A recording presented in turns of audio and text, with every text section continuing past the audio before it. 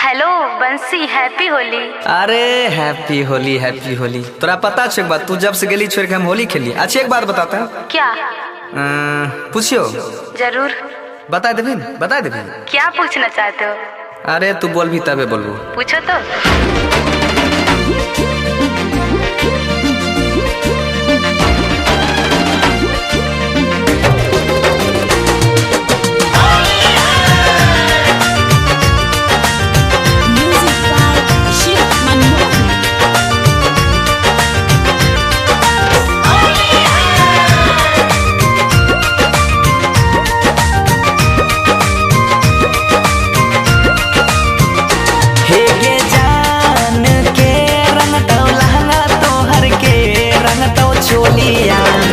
के कारा से खेला में तू होली आगे जान हे गई जान के रंग तो लहंगा तो हर के रंग तो चोलिया के कारा से खेला में तू होली आगे जान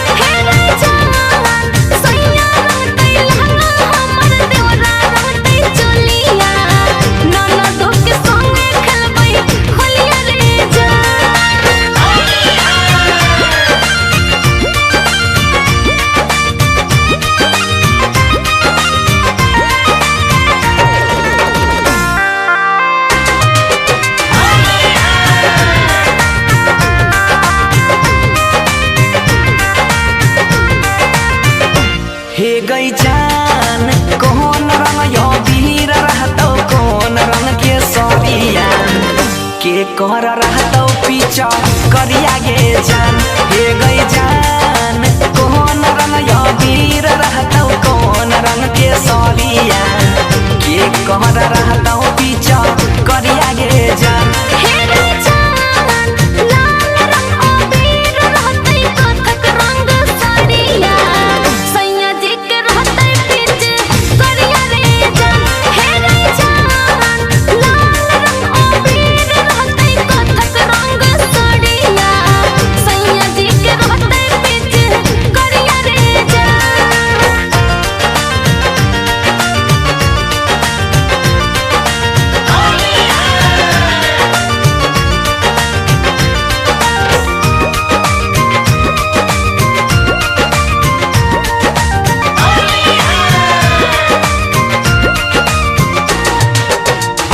हे गई जान कौन तेल में पुआ छक में कौन तेल में पूरिया के कारा खिलई में अपना हाथ से गई जान हे गई जान